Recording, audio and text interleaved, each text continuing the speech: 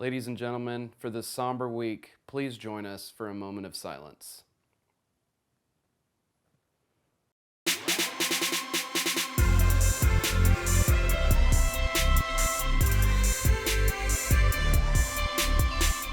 everybody, welcome to In the Red Zone. Sean Brown, Michael Johnson here, and it is time for Week 5 picks for college football.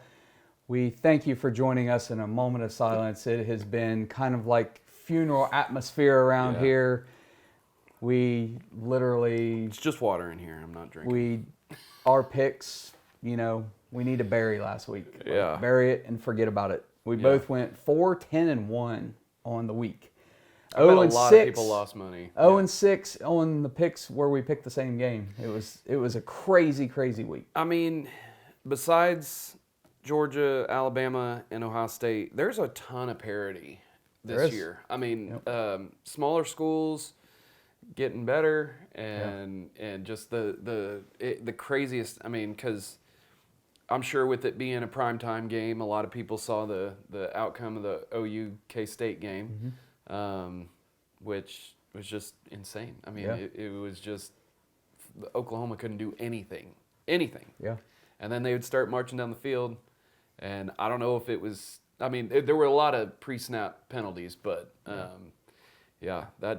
one took. It's kind of the air out of me.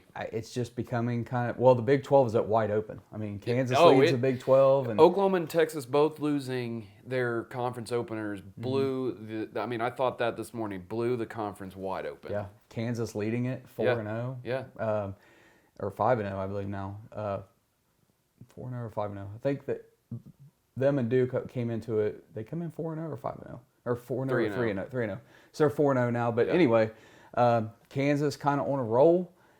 Texas Tech knocks off Texas. Yeah. And it's just kind of one of those deals where, as far as that goes, it's like, for whatever reason, in the past 5 years, Oklahoma just can't beat Kansas State, and Texas just can't beat Texas can't beat Kansas, which they haven't played yet. But either way, I mean, it was crazy. This might have been the last time Texas plays at Texas Tech in Lubbock. Yeah.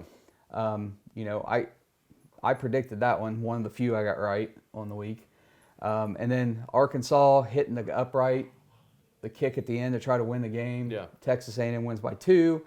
Arkansas still covers because it was 2.5 when we picked it. You had the Florida-Tennessee game.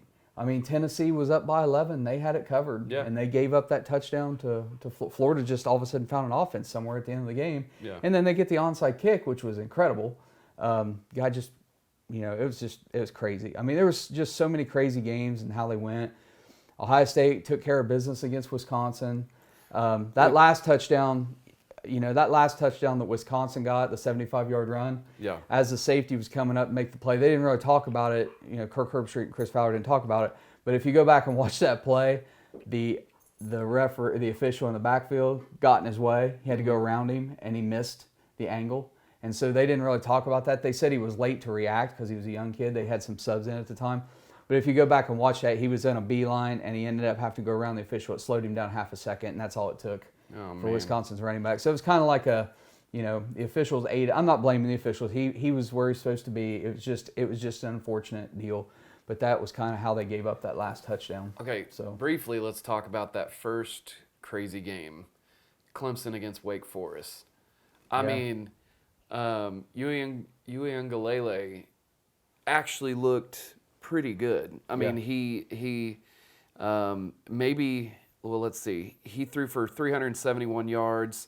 He was 26 of 41, 5 touchdowns, a QBR of 87.2, and then he rushed 14 times for 52 yards. Mm-hmm. And then Will Shipley, 20 carries for 104 yards, 1 touchdown. But their defense just keeps giving up. Yeah. Wake Forest came out in a dogfight, and I don't understand why you've got 4th and 6 in overtime. You got 4th and 6, and you're throwing the ball 20 yards down the field, or 25, however far back they were. Mm-hmm. I don't remember the play before that, but I just do not understand why you're going for it all. And maybe to try to, they're going to expect you to try to get the 6 yards right there. So we're going to try to take the top off the defense and go long and just go for it right. But make the 6, you know. Yeah. It didn't even look like he tried to read the defense to see if anybody was open. I mean, he takes his steps back and just launches it. Yeah, I think those are predetermined reads. And the adrenaline gets the best of you. And what that comes down to, the reason Clemson wins this game over Wake Forest is Clemson has been in those scenarios for years and years and years, and Wake Forest has not. Yeah. And so when it comes down to crunch time at the final moments, Clemson is a team with enough experience with the coaching staff who know how to pull those off. And Wake Forest is still learning how to win those close games. It's no different than Oregon State and USC. Yeah. Oregon State led almost that whole game. They had USC beat, and then USC scores with 1:13 to go. What that comes down to is Lincoln Riley has been in those positions. Yeah. They have players on that team who have been in those positions. Oh, Lincoln Riley's had so many comebacks. I mean, Right. at So- OU against Baylor, Texas. So that team, as a composite, they know how to get it done in the final minutes. Yeah. Oregon State is not. Oregon State, again, is learning how to win. Yeah. Like, they're a great football team. They really are. They're really good. But when it's crunch time and the pressure's on at the very end, they don't have the experience. They haven't been in those games and been able to win those games. Yeah. And it's almost like Nebraska last year, where how many games they lost by 3 points. one score Yeah. or less. And it's just knowing you got to get over the hump. You know, you're a good football team, but you got to know how to win in those pressure situations. Yeah. And those teams aren't there yet. Yeah. They might get there, but they're not there yet. But nonetheless, Oregon State covered the spread. So Yeah, that was good. I gave props to Uiagalelei, and I can't move on without giving props to Sam Hartman. He was 20 of 29, 337 yards, an average of 11.6, 6 touchdowns, and a QBR of 91.4. They just couldn't run the ball very well. They ran, as a team, they ran for 110 yards. Their leading carrier carried the ball 21 times for 73 yards and no touchdowns. So the difference really came down to rushing the ball. Clemson did it for about 30 more. Well, no, that was just Will Shipley's numbers. Will Shipley alone rushed for almost as much as Wake Forest did. So Clemson as a team rushed for 188 yards and 1 touchdown. So they've got a really good running back there in Will Shipley. Really quick, before we get to picks, also, we touched on it a little bit, but Texas Tech. Texas Tech has the lead, and they give Texas the ball with 30 seconds to go, and their defense, they just quit playing defense. It looked like 7-on-7, and next thing you know, Texas gets the field goal to tie it up. We go to overtime. Yeah, and that was nuts. I mean, it was crazy, and Texas Tech is very lucky they won that game. Yeah. And then so that there, Bijan Robinson fumbles in overtime. Mm-hmm. And so there you go with Texas. Beginning of the year, Texas is back. They got all these recruits. They got Sarkisian. But at the end of the day, Texas is doing what they've been doing for several years. And it's the same thing that happened to Oregon State. It's the same thing with Wake Forest. Texas doesn't know how to win in pressure situations. They couldn't do it against Alabama. They couldn't do it against Texas Tech. It's just, you have a lot of talent, but you don't know how to win. Yeah. I mean, that's what it comes down to. They don't know how to win. I do wonder if they will look different once. And there are some Texas fans that think that Quinn Ewers will be back within a couple of weeks. And he may, but he looked good for half a quarter against Texas, but Alabama or against Alabama. But the bottom line is, though, all through fall camp, everything we had heard was that Hudson Card looked better. Yeah. And it's not like Hudson Card's playing bad. He's not playing bad. He's playing great. Yeah. So that's just Texas fans using that as an excuse. Oh, well, we had a backup quarterback. No, Hudson Card is a starter. He's very good. He's got plenty of. He's had experience. He started last year. I mean, that's just an excuse. I mean, that's BS. You lost to Texas Tech. That's the bottom line. Was there any other games you could think of? One quick one. And I'm not saying this because I'm an Ohio State fan, but Michigan came back down to earth. Yeah. This week against Maryland. They have played nobody with a pulse all year long, scoring 50 points, and everybody just thought, they're national champions and this. And they didn't even play a great team. They played a good Maryland team. Yeah. But it was a one-score game. Yeah. I mean, what's going to happen? They play Iowa this week. What are they going to do against Iowa? Well, in Iowa, that's actually who I was looking for. And they're actually scoring some points now. So. Well, they, I want to say they had at least 2 defensive touchdowns. They could have had more. So against Rutgers, they had let's see. They recovered. It says they recovered 2 fumbles. Interception, 1 was for a touchdown. I don't see the other one here, but they're scoring on defense. More so than a lot of teams are scoring on offense. I mean, they always, every year in, year out. Iowa has a great defense. All right, you ready to get the picks? Yeah. All right, week 5 picks, 15 games. Going to get through these. Listen, last week, I got to be honest with you, I think I researched games and stats more last week than any week I'd ever done it. And that was absolutely the worst week I've ever had picking in the 6 years we've done this.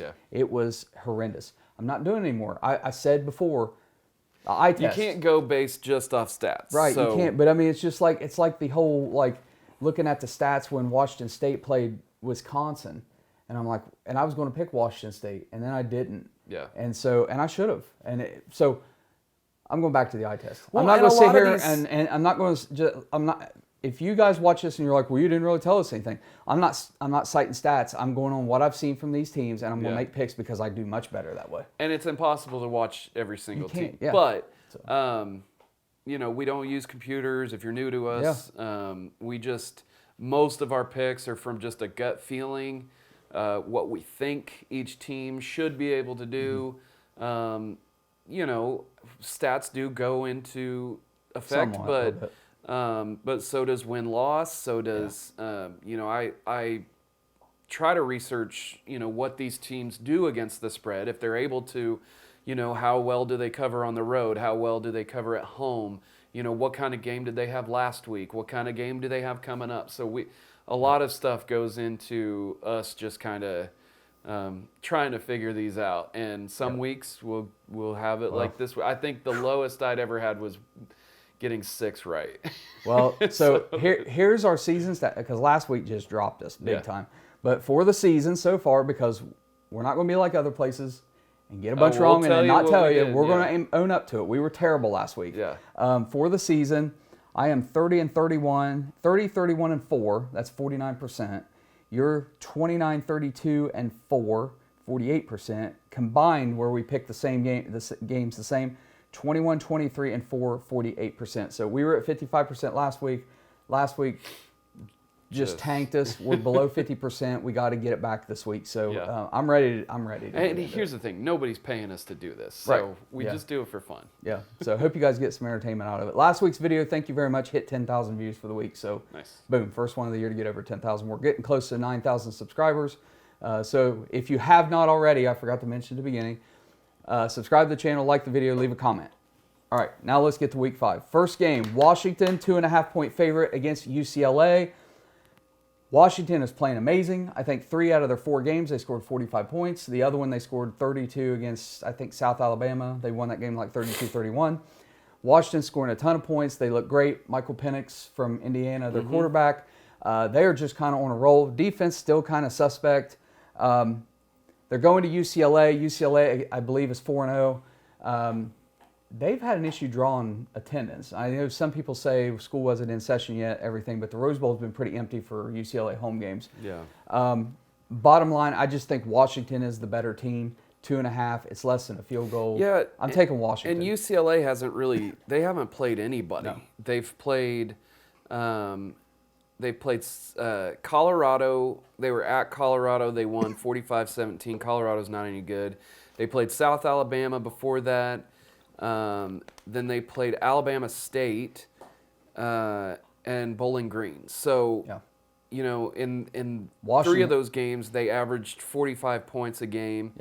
The other one was 32. They won by 1 point against South Alabama. So even in one of those contests, they almost lost to South Alabama. You know, that's not a good look. So I'm taking Washington as well. I believe Washington is perfect against the spread. They are. And Washington, so here's the other thing. Washington played Kent State first game.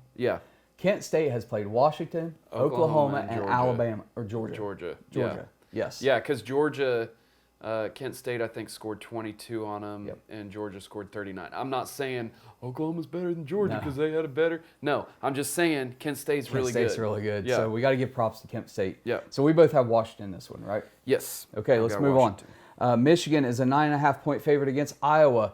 Like I said earlier, Michigan has now come down to earth a little bit. They're still able to score Maryland. Maryland's defense is just not good. It's not. But Maryland's offense is pretty good.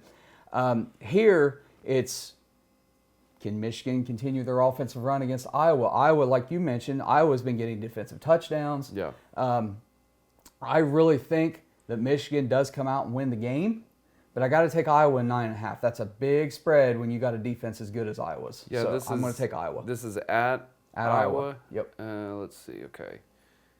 Let's see. So both teams are 2-2 against the spread. I'm going as the home team.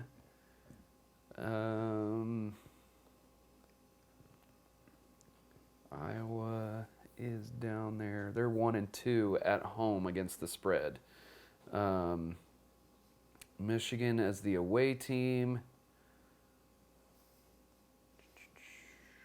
This is going to be a game Iowa's really going to be jacked up for, too. And I don't think Michigan's going to look at Iowa as a threat. So they may not come into this game as fired up, and that may lead to – it may be a deal where Michigan's got really down at halftime. They may have to adjust. This one just feels like a 7-point, 3 or 7-point win for Michigan. Right. Low-scoring game, perhaps. Yeah. Who you taking? I'm still not seeing where Michigan is on this. I'm going to take Iowa. I definitely think it's closer than 9.5 points. And I can't. I mean, I see Eastern Michigan, Western Michigan, Michigan State. Is that defensive rank you're looking at? No, it's it's against the spread. Oh, okay. I just over time, in the first few games, you don't really want to look at that because, first 3 games, first 4 games, you don't really get a good idea. I like to see the trends, and this literally shows you the trends of what each team is doing, and you can pick. And I'll tell you, it's teamrankings.com. You can go and look at how teams are doing against the spread as the away game, after a loss, after a win, in a neutral site game. I mean, you can kind of, filter it the best way that you can. So I'm not really seeing Michigan in here. So, but anyway, I think it is a close game, and I'm taking Iowa in the points. Oklahoma is a 5-point favorite at TCU. TCU got the win over SMU, I believe. Who'd they play this past week? I thought it was SMU. SMU. Is it Sonny Dykes who went from SMU to TCU? He's their head coach, right? I don't remember which way he went, but yes, I believe he's their coach. Anyway, I like what TCU's been doing. I think they're pretty solid. Oklahoma needs to respond off the loss to Kansas State. Yeah. They got to go on the road, and I don't know why, but I feel like my gut tells me that this is the second straight loss for Oklahoma. I think TCU is just playing very fundamentally sound football, and I saw some issues with OU that they need to fix, especially defensively, and I don't know if they get it done in a week. But because Oklahoma's the favorite, I will take TCU to cover the points. Maybe TCU doesn't win the game. I probably wouldn't feel comfortable putting money on the money line for TCU, but I will take TCU in 5. So I'm not going to overreact here. I'm trying to look for Max Duggins. He's rushed for 33 yards so far in their 3 games. That was what OU really struggled with, was Martinez being able to get out of the pocket. Mm-hmm. It was either Deuce Vaughn or Adrian Martinez. One of those two was carrying. They had another running back that his name escapes me, and their defense was exposed. I mean, it was the worst game so far that I've seen from the linebackers and the defensive backs. But I have to believe in Brent Venables and his leadership as a coach. I have to believe in the other coaches that, I at the beginning of the year, I thought, okay, I trust them to come in and lead this team and lead their position groups. So I think they will get things turned around. Now, I'm not saying that Oklahoma's going to go out and blow TCU out. They could, but and I also think that Dylan Gabriel, I think he's a hard worker. I think he'll work on the things this week because they shot themselves in the foot a lot in that game. They had how many times did they approach the red zone and then they would get a false start and that would back them up, and then Dylan Gabriel throws a ball like 5 yards over the receiver's head. So I think they will fix some issues. Again, I don't think this is going to be a blowout, but I do think Oklahoma turns things around this week. With Chandler Morris, I think they would struggle more. I've seen Max Duggan. I don't think he's that good. Although before last week's game, I would have said, or I maybe did say that Adrian Martinez was not very good. Yeah. That you've not ever seen that from him. Right. Even at Nebraska, you never saw that. And he just played out of his mind. I mean, he came in and said, "I'm gonna beat Oklahoma one time," because he had to play them with Nebraska and lost. But then Deuce Vaughn has just always been a thorn in Oklahoma's side, and I cannot wait till he gets drafted. You got Oklahoma covering? I'm gonna take Oklahoma to cover. It has the line has moved to 4.5, but I think a lot of people are just kind of seeing.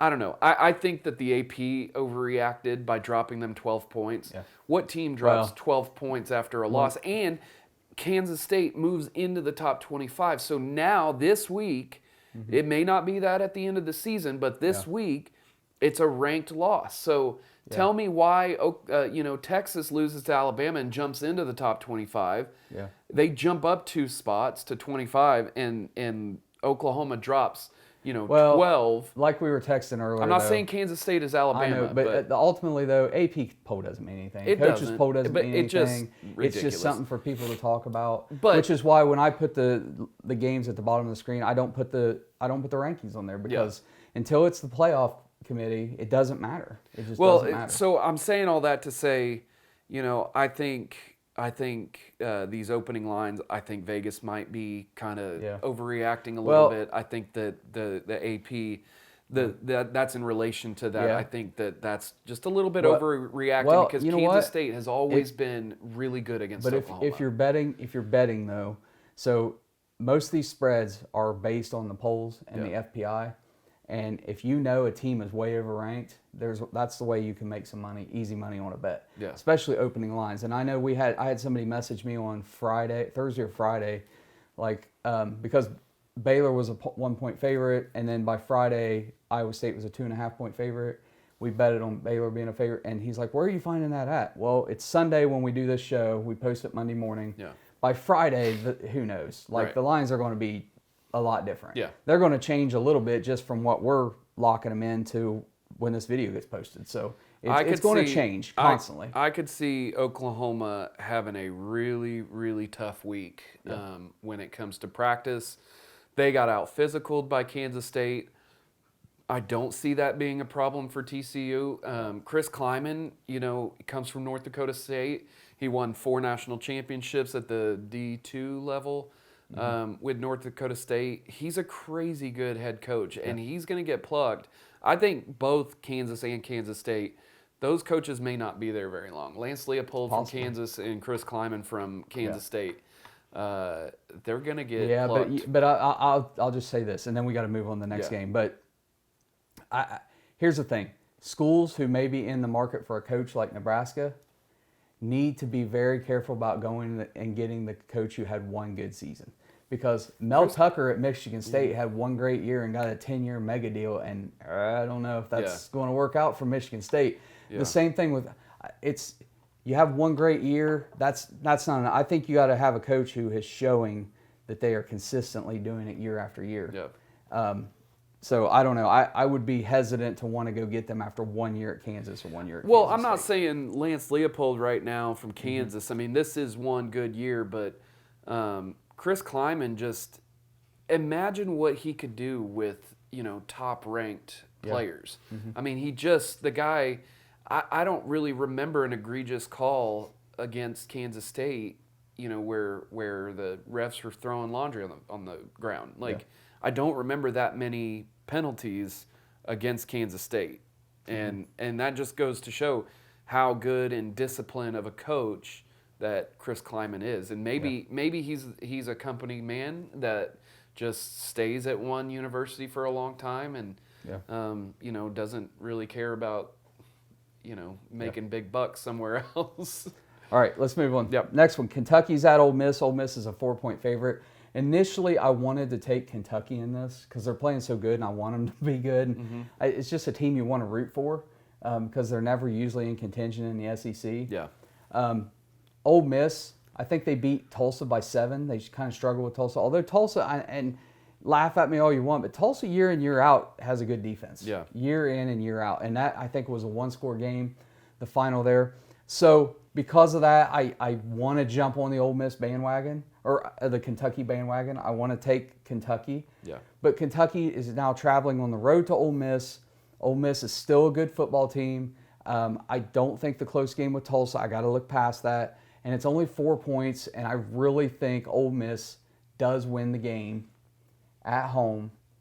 But what I'm on the fence about is, do they win by more than 4? Yeah. Because I could see it being a field goal game. Yeah. So for that, this almost feels like a pick 'em, and I'm going to do what you normally do. In a situation where you're just not sure and it could go either way, I'm going to take the home team. So I'm going to take Ole Miss to cover 4. Yeah, so as the away team, Kentucky's only had one away game, and they've covered in that game Mississippi. Wait, where is it being played? At Ole Miss. At Ole Miss. Mm-hmm. Okay, so as the home team, I'm fixing to have it here. And has Michigan not had a home game yet, or an away game yet? No. Okay, so that's why they weren't on the list. Yeah.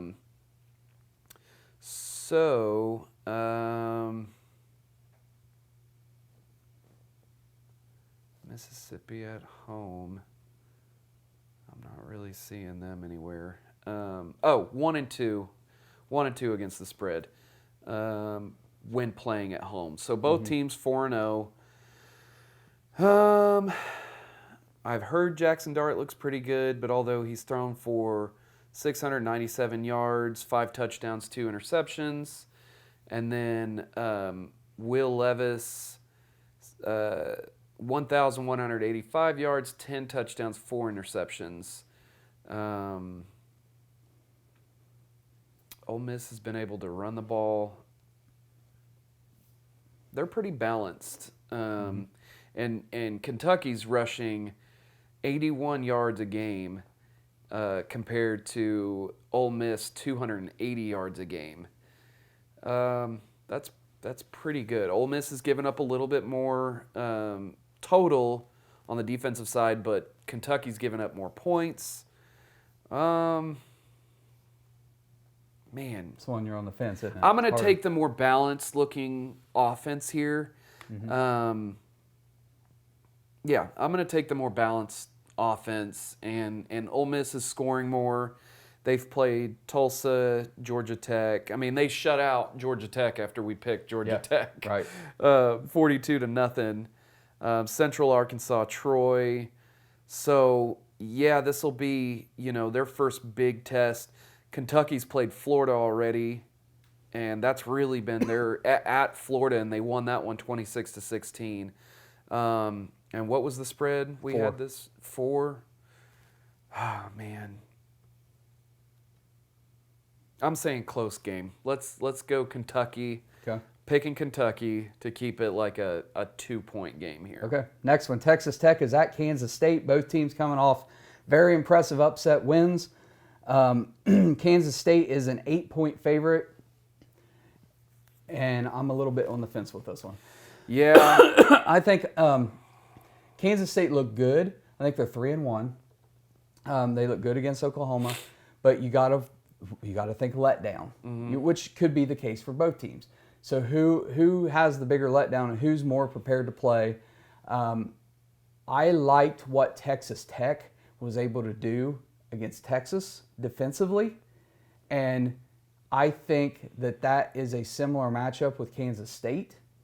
And because the spread is 8, if it was 7, I would take Kansas State. Yeah. It's 8, I'm going to take Texas Tech. So, Because I think it's a touchdown game. So this last week, and it actually kind of had me worried. So Texas Tech is 0-1 on the road against the spread. I think I saw Kansas State is maybe 2-1 at home. But I had heard this last week that Kansas State, they didn't. Oh yeah, because they lost to Toledo.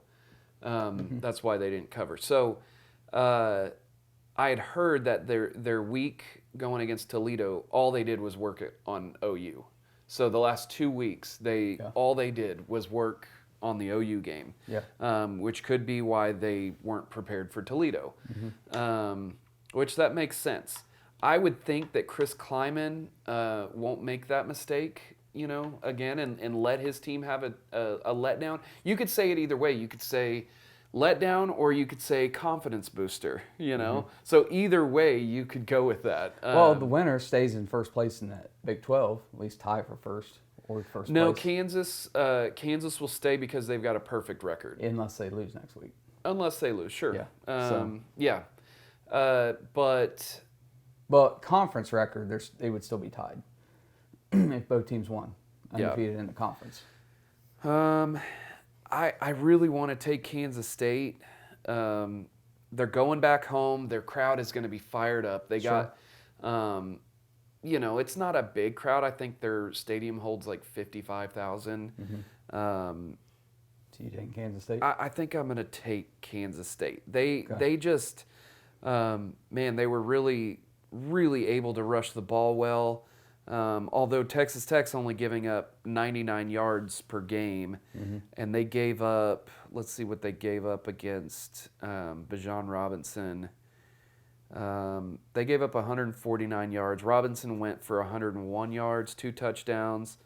Roschon Johnson, just not really, at least this last week, 9 touches, 15 yards. You'd like to see him, get a little bit more involved and have you're not going to have a balanced attack with Roschon Johnson and Bijan Robinson. It's just Bijan Robinson is maybe the best running back in the country. But anyway, all that to say, I'm going to take Kansas State. Okay, next one. Oregon State is at Utah. Utah is a 12-point favorite. I am big on the Beavers. I know they lost to USC, but they did cover. Yeah. That is a really good football team. I don't care what anybody says. That Oregon State's very, very good. They might be the second best team in the Pac-12, and there's no way Utah covers 12 in this. I know it's a home game for Utah. It's not going to happen. Oregon State's going to go in there. They stuck with USC. They basically had that game won. They gave it away at the very end. They're going to go into Utah with tons of confidence, knowing that they can win. They're still in the hunt for a Pac-12 championship game if they continue to win. Oregon State will go in there. I don't know if they pull out the win, but there's no way that Oregon beats them by more than 12. So I will take Oregon State. So Utah lost to Florida in that week 1.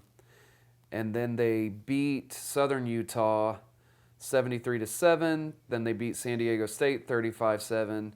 Then they beat Arizona State this last week, who just lost their head coach. Which the reports were people in the athletic department were leaking information to the opponents so that they would lose so they could fire him. That is terrible. Yeah. I don't know how you would want. I don't know how any recruit would ever want to go to Arizona State after hearing that. Right. Because you just set those players up for failure. You find out which members of the staff were giving information, and you fire them immediately. Yeah, absolutely. With cause. Yes. Because that's it. That's one of the most egregious things I've ever heard. Right. A bunch of stuff happened in the Dallas-Fort Worth area during the Southwest Conference days of the 80s and 90s, but man, that's really, really bad. It looks 12 does look like, for as well as Oregon State is playing, 12 looks pretty substantial. It does. Although Utah has kind of turned it on a little bit. They haven't really played many good teams since playing Florida. Well, I see that number coming down to 7. And so if you get in early and can get this at a higher number like this, the opening line, I just think Oregon. I would say right now at 12, Oregon State to me would be a lock of the week. Okay. That's what I'm going to say. Yeah, I'm going to take Oregon State as well. Okay. Next one, Alabama 16.5-point favorite against Arkansas. Arkansas, the just heartbreaking loss to Texas A&M. Kick a field goal, it hits the upright, bounces back in, you lose. I mean, it could have been a 1-point win. Yeah. Arkansas did everything they needed to do to win that game. They actually went up 16-0 to start the game. And Texas A&M was able to come back. Their offense has kind of shifted out of first gear since they switched quarterbacks. That has been a help to them. They still, I didn't watch the entire game, but what I did watch, Texas A&M had a heck of a hard time trying to run the ball. Yeah. So in this game, I mean, Alabama is just, I just think they're on another level. I made a mistake last week thinking that Wisconsin could hang with Ohio State when it was 17. Yeah. And Ohio State just routed the crap out of the Badgers. Alabama's going to really put it to Arkansas. I would like to see Arkansas stick with them. I'd like for it to be a close game. I just don't think it's going to be because Arkansas's defense is not very good. Yeah. It's just not. So I'll take Alabama cover 16.5. Well, Texas rushed for 79 yards on Alabama, so they kept Bijan Robinson under 60 yards. Now this is a whole different game because you've got KJ Jefferson, who is able to run the ball. Mm-hmm. He's a pure dual threat. I think Anderson and I think they'll put a spy at linebacker. I just think he's going to have a tough time because he's their offense. Yeah. If Alabama tees up him and you shut him down, what else do they have? Honestly, yeah, because if you shut down Jefferson, what does Arkansas? Their have? second leading rusher against A&M, 17 touches for 68 yards, 4 yards a carry, and then none of their receivers went for over. I mean, this is weird. Jaden Hazelwood had 5 receptions for 56 yards. And their next leading receiver only had 2 receptions for 57 yards and 1 touchdown. And then every other wide receiver had 1 touch, had 1 reception. So I don't know if that, KJ Jefferson only throws 19 passes, connects on 12. So there's 7 there that were either off target or a wide receiver just dropped it. Yeah. So, man, I don't know. I need to see what Alabama's giving up through the air. They're only allowing 138 passing yards per game. Arkansas is giving up 302 passing yards per game. That's a big discrepancy there. Mm-hmm. I'm going Alabama. Yeah. I think that they're just too much for. Yeah. I mean, they're scoring 48.3 points per game, giving up only 7.3. Yeah. Arkansas is giving up 26 points per game. So, Sam Pittman, if he's going to remain there as their head coach, he's going to have to get a defensive coordinator in there that can play SEC football. Right. Because that defense right now is not playing stop the run, SEC defense. Prior to the Arkansas A&M game, one of the sideline reporters said she talked to Sam Pittman. She overheard him telling Jefferson, like, you ready to go? We're just going to run you. We're running with you. That's their offense. Yeah. If they don't have him, they don't have an offense. Well, and we saw what a dual threat quarterback can do against Oklahoma. Yeah. Although Alabama's better than Oklahoma. Yeah. But, shoot, Johnny Manziel beat Alabama. Sure. Why can't? I mean, it works every once in a blue moon against Alabama. But I just think that tough game against A&M, and then you got to play. And maybe they focused more on Alabama than they focused on A&M this last because everybody was talking about how bad A&M was and all that stuff. So, I don't know. Okay, next game. Rutgers is at Ohio State. Ohio State is a 41-point favorite. Okay, I'm done picking against Ohio State. Taking Ohio State to cover. However, let me just say this. Don't need to cite stats. Ohio State's backups are better than Rutgers starters. They really are. Kyle McCord and those backup receivers, the offensive, they would start anywhere else. They really would. Yeah. They're that good. However, Greg Schiano was on the staff with Ryan Day. There is a mutual respect there. I don't think Ohio State would want to run up the score against Rutgers. I don't. Here's the other thing, though. I'm still picking Ohio State You may to cover. not have a choice. I'm picking Ohio State to cover, but I don't know. Rutgers has been playing better this year. They're solid, not on Ohio State's level. You're 3-1. I'm gonna go ahead and throw out a prediction, a score prediction. Okay. 55-14. It's a push. That's 41 points. Okay, so you're okay. I'm thinking Ohio State 55-14. Rutgers will get a late garbage touchdown. Yeah. And it pushes. But for the pick, I'll take Ohio State. So in their loss against Iowa, they only scored 10. They give up 27 to Iowa. We know that 2 of those scores were at least an interception for a touchdown, and maybe a special teams. I'm not 100% sure on that. I saw it on the highlights between flipping through games, but. What did I just see? Oh, so the FPI matchup predictor has Rutgers as a 1.7% chance to win the game. Ohio State has a 98.3. Yeah. I don't know if we've ever seen a 99. I can't remember. This may be the highest I've ever seen. Yeah. As far as the matchup Who predictor wins goes. is not in doubt. It's by how much. Yeah. So- I'm gonna go. I'm gonna go with Ohio State here. Rutgers beat Temple by 2 points. Yeah. They did beat Wagner 66-7, and then they beat Boston College 22-21. Real quick, before we go to the next game, was Wagner Stephen F. Austin? I think they beat Wagner this past week. Did you see the score? 98-0. What? And Nuh-uh. and on the 2-point conversion, they had a 2-point conversion that they could have scored 100, and they took a knee so that they wouldn't hit 100. Yeah, it was Stephen F. Austin beat, I believe it was Wagner, but it was 98-0.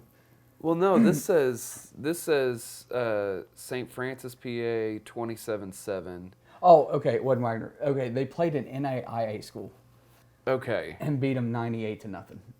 Why are they playing an NAIA I don't know. school? Anyway, I thought it was Wagner, but we can move on. Yeah. So you got Ohio State covering? Yeah, I've got Ohio State. Okay, let's go on. Oklahoma State is at Baylor. Baylor is a 1.5 favorite against the Cowboys. Baylor. I picked Iowa State to beat Baylor. They didn't.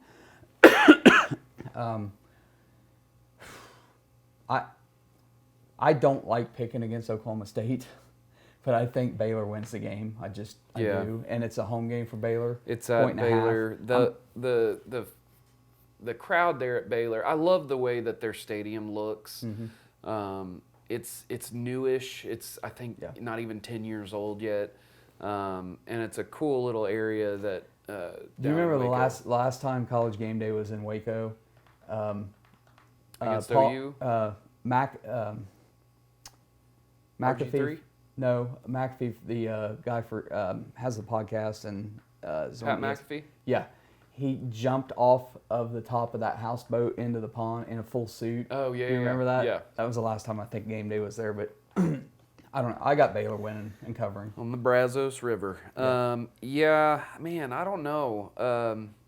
Oklahoma State just has seemed pretty quiet this far.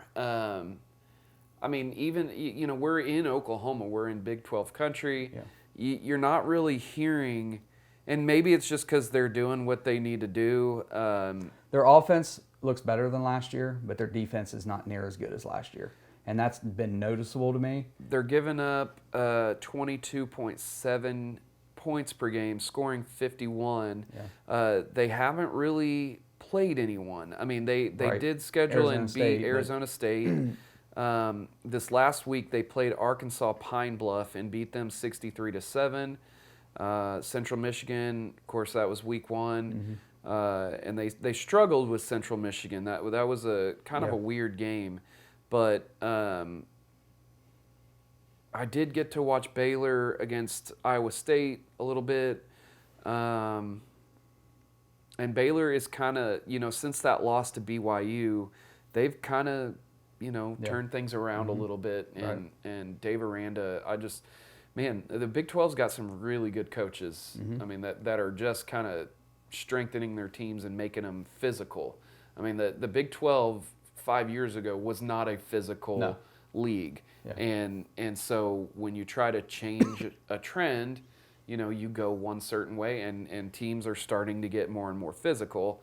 And that's a far cry from Art Briles' teams that were just, their DBs, their wide receivers could fly.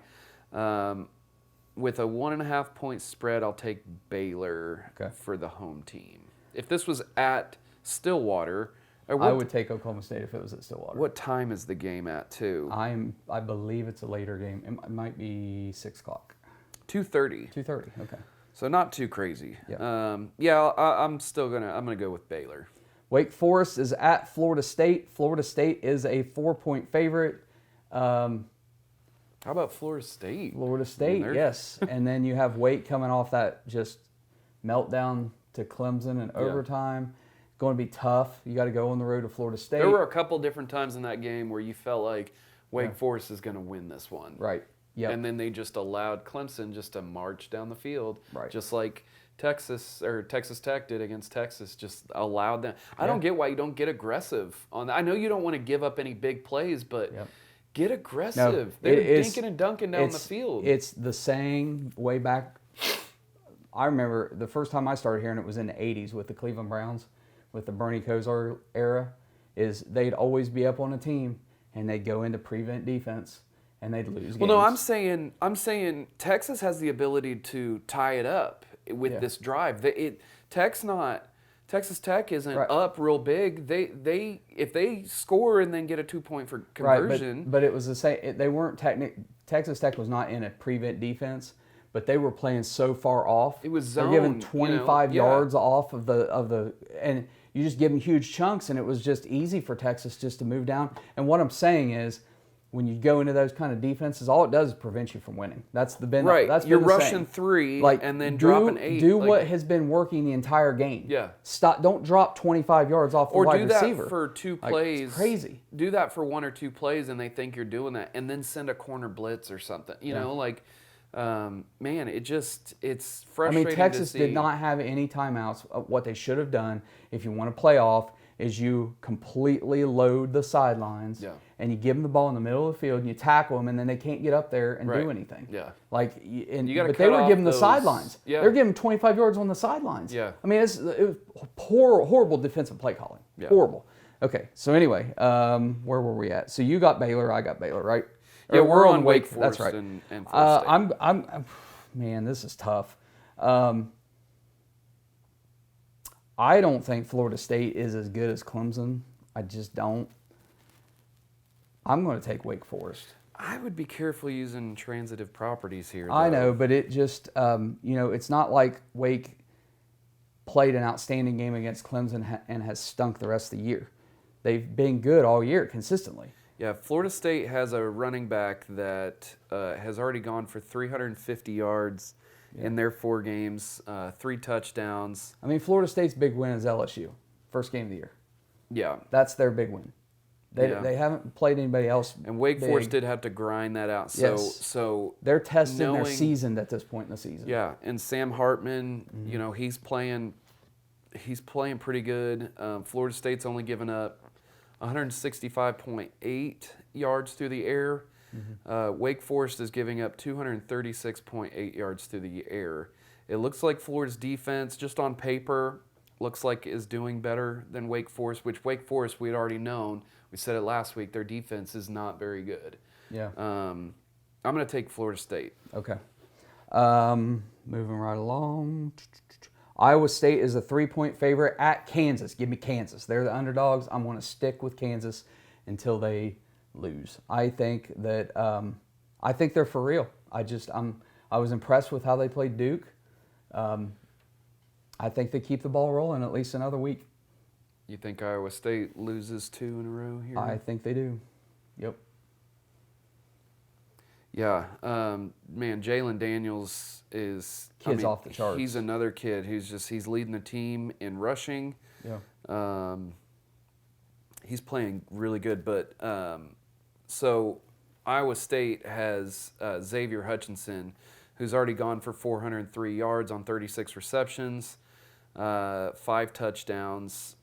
You got to give, receiving to Iowa State, but I would give rushing. They're even rushing more than Kansas. And if anything happens to Jaden Daniels, Kansas goes down. Right. I mean, they just but do. That's the way it is with Arkansas. That's the way it is with Tennessee and Hooker. I mean, you lose if you've got a one-dimensional offense and you lose your star, you don't have anything. Yeah, so. I'm gonna take Iowa State. I think this is the week that Kansas goes down, and because when I look at it, I see Kansas is giving up. They're giving up 264 yards a game through the air, 402 yards total on defense. So their offense is playing really good, but their defense is still a little suspect. So, and I know that Matt Campbell throughout the years has been able to get their defense playing pretty good. So especially we're coming up pretty close to halfway through the season. So. They've got some experience now together as a team. You got Iowa State. I'm taking Iowa State. Texas A&M is heading to Mississippi State, and Mississippi State is a 1-point favorite. I don't have any faith in the Pirate, head coach, Pirate, whatever you want to call Mike Leach. I just don't have any faith in that guy that his defense can stop anything when the game matters. 1 point, obviously Vegas thinks this is going to be a close game and a pretty tight one, but I think. I think a little. Well, it's because of what Will Rogers is able to do through the air. Yeah. They've got 351 yards passing through the air. Texas A&M is giving up 153.3 passing yards per game. I'm taking Texas A&M in this one. And I know you're going to take Mississippi State because it's 1 point, and you're going to take the home team because that's what you try to do.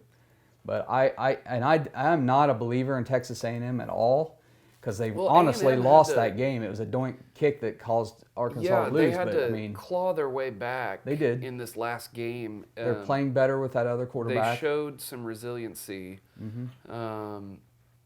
Max Johnson, is that his name? Yep. Man, I'm gonna take Texas Tech. Texas A&M? Or Texas A&M. We were just talking about Texas Tech. Okay. Texas A&M. All right. LSU 7.5-point favorite at Auburn. Auburn squeaked out another win against Missouri, and I have to believe. By the time you watch this, it will have been posted. But at this point, Sunday night, I have to believe that SEC Shorts' video tomorrow is going to have to deal with. Is going to have Missouri in the emergency room or something because things are not good in Missouri right now. LSU has come back since that loss to Florida State to open the season. I thought that they were going to be a very good football team. Brian Kelly's a good coach no matter what you think of him. He really is. Things are not. I know Auburn's 3-1, but things are not good at Auburn. They struggle with San Jose State. They did beat. Missouri. They got crushed by Penn State at home. I mean, that was ugly. I don't think Auburn can hang with LSU. I just don't. I think LSU is 14 or better than Auburn. So I'm going to take LSU. Yeah, and we've got Jaden Daniels at LSU, who came from Arizona State. Yes. Yeah. And he has actually been playing really well lately. Yeah, 835 yards through the air, 6 touchdowns. Yeah, man. Which didn't Texas A&M's backup quarterback come from Auburn, Max Johnson? Yeah, he did, didn't he? Because Bo Nix went to Oregon. Because they lost both of them. That's right. So that seems right. I'd have to look it up to be 100% sure. But I knew it was an SEC school. I could be wrong on that, and I know if I am, I'm going to get hounded in the comments. Whatever. Shut up. I'm taking LSU. Auburn just nothing really. So Tank Bigsby, last year I'd said that he was the best running back or one of the best running backs in the SEC. So far in their, how many games have they played? 4? I believe it's 4. Yeah, 4 games. He's 281 yards, 4 touchdowns. I'd like to see him get a little bit more involved there. So, but I'm going to take LSU. 2 games left. Top 10 matchup. Number 10, AP ranked number 10, NC State, undefeated, heads to Clemson. Clemson is number 5, I believe, in the AP poll. Clemson is a 7-point favorite. After the NC State's game with ECU, and watch them in one other time, I don't think they're a top 10 team. I just don't. And all this hype at the beginning of the year, best team they've ever had, and this and that. I'm not buying it. And Clemson might have a little bit of a letdown coming off the Wake Forest game, but they're also going to be rejuvenated to come back home. Yeah. And this is somewhat, it's a rivalry game basically. So, look, I think Clemson wins by 10. So I'm going to take Clemson to cover 7. I don't think it stays that close. Yeah. Looking to see where either of these teams have covered. NC State is 2-2, and that's just overall. Mm-hmm. Clemson is 1-3. I don't remember if it was last year or the year before. Clemson just was not covering whatsoever. It was last year. So last year, Clemson was down in the rankings, but the FPI still had them up at 5. Yeah. And so the FPI is not really based on how teams are playing currently. Right. The FPI is based on it's a paper, it's analytics, it's who you have, who you've recruited, how many 5 stars. It predicts how well you should be playing. Yeah. And last year, Clemson underperformed on offense all year long. They were overvalued by 14 points last year. That's why we kept saying last year, this is easy money. Yeah. I mean, because if basically what would happen is Clemson would be favored by 14 and they'd win by 7. Yeah. And it was consistent. They consistently could not cover because they were overranked in the FPI. So far this year, it's been the same thing. Their offense is not performing like on paper analytics says they should be until this past week when they scored 51 points. This past week, they finally hit another gear. Yeah. But do they continue that? So I don't know. And this could be, but I think Clemson's defense really, they give up, 45 to Wake Forest? Yeah, but Wake Forest offense is right, pretty I know. good. But there you go. That's 7 points. Is Clemson's offensive woes fixed or not? Yeah. Because if they're not, then the play here is probably NC State. But I believe that Clemson they found it. They're coming back home, and I think they're where they're supposed to be, which is why I think, now the FPI basically has Clemson almost correct or whatever. Yeah. I just think that now Clemson's going to be the play for the next few weeks because I think their offense is going to come out and just dominate like they haven't done in the year and a half. Yeah. And I think they're going to cover spreads pretty easily for at least the next 4 weeks. Well, they haven't covered yet at home.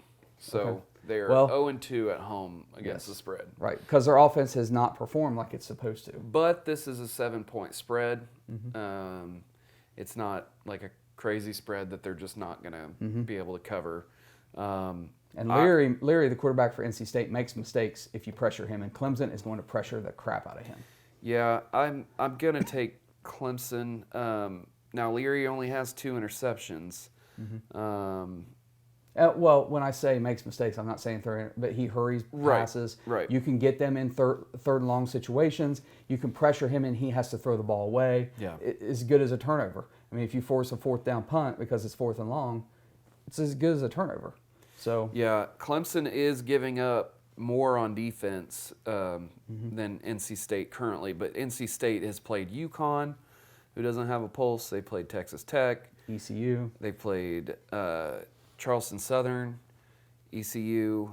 They haven't had a legit. They have not played a Clemson. Right. That's the bottom line. Texas Tech is their biggest competition that they've had so far. So they've had a pretty relaxed start to their season. I'll take Clemson. I think 7's not that crazy of a number to throw out there, so I will take Clemson to cover. So. Last one, West Virginia heads down to Austin, Texas. Texas is a 10-point favorite at this point. Everybody likes to hype Bijan Robinson and everything. What I've seen, I don't care what West Virginia's record is. I think they're 2-2. One of those losses is to Pitt, which I think they were the better team in that game. Even though they lost, I get that. I think they were the better team. Then they lost to Kansas, and then everybody was all like wanting to run their coach out of town. And Kansas now is legit. Yeah. West Virginia to me is a good football team. At least they got Jaden Daniels at quarterback. They got Graham Harrell as their offensive coordinator. Listen, I think West Virginia goes down to Austin and beats Texas outright and really throws a monkey wrench into everything going on in Austin. And I think it just gets everybody fired up. And then we're talking about Sarkisian on the hot seat and all that stuff. I didn't say it. No, you didn't say it. Austin. But I think West Virginia goes down to Austin and wins that game. I will easily take them in the 10 points. So yeah, Texas is perfect 3-0 against the spread at home. West Virginia, I don't know how many road games they've had. This might be the first because they played Pitt, they played Kansas, and who was it? Virginia Tech. They've played at Virginia Tech. At Virginia Tech, yep. So this will be their second road game, I believe.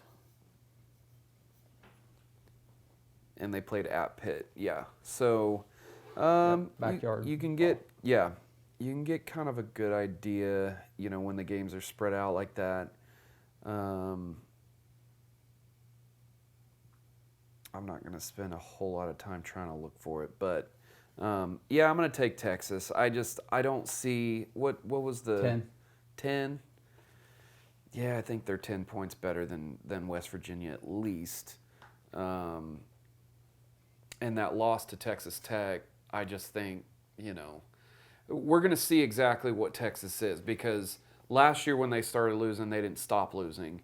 Right. So we're going to see if they can turn it around. I mean, they did get a win after Alabama. You just got to wonder what's going through their minds right now because it's one thing to lose by 1 to Alabama. Yeah. But the other than Alabama, those other two teams they had played were nobody competition. Yeah.